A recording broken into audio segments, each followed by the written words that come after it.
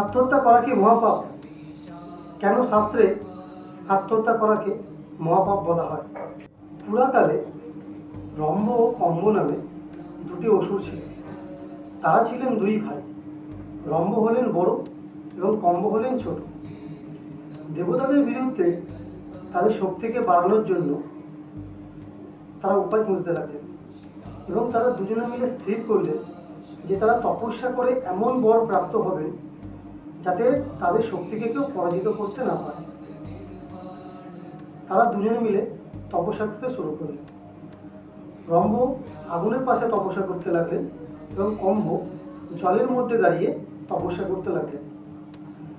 তাদের দুজনের তপস্যা এতই কঠোর ছিল, তাদের তপস্যায় স্বর্গ মর্ত পাতাল কম্পিত হতে লাগে। ফলে দেবতারা চিন্তিত হয়ে পড়ল এবং দেবরা কিন্তু ভাবল, এরা যদি তপস্যায় সিদ্ধি লাভ করে তাহলে এরা সর্বপ্রথম স্বর্গ দখল করবে। তাই তিনি কুমিরের রূপ ধারণ করে এসে কম্বকে জলের মধ্যেই হত্যা করলেন। এই সংবাদটি রম্ভের কানে পৌঁছালে রম্ভ অত্যন্ত ভেঙে পড়েন এবং ক্রুদ্ধ হয়ে ওঠেন এবং তিনি সেই মুহূর্তে প্রতিজ্ঞা করেন যে দেবরাজ ইন্দ্রের প্রতি তিনি প্রতিশোধ নেবেন। কিন্তু দেবরাজ ইন্দ্রের প্রতি তিনি প্রতিশোধ কিভাবে নেবেন? কারণ দেবরাজ ইন্দ্রের মতো তো তিনি শক্তিশালী না। তাই তিনি সেই শক্তি অর্জন করার জন্য আরো কঠোর তপস্যা শুরু করলেন। কিন্তু সেই তপস্যায় তিনি কিছুতেই সিদ্ধি লাভ করতে পারছিলেন না। বারবার তার তপস্যা বিফলে যাচ্ছিল এবং তিনি এতে আরো ভেঙে পড়ছিলেন।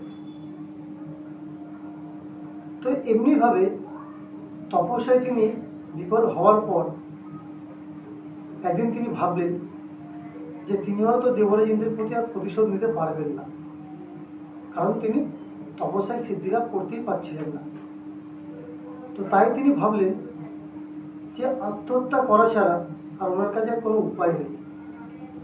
তাই তিনি আত্মহত্যা করার উদ্দেশ্যে রওনা দিলেন এবং যখন আত্মহত্যা করতে গেলেন তখন স্বয়ং অগ্নিদেব এসে প্রকট হলেন এবং রম্ভকে বাধা প্রদান করলেন এবং বললেন, রম্ভ, যদি তুমি অন্য কাউকে হত্যা করো তাহলে তার প্রায়শ্চিত্ত তুমি একদিন না একদিন করতে পারবে, কারণ তুমি বেঁচে থাকবে।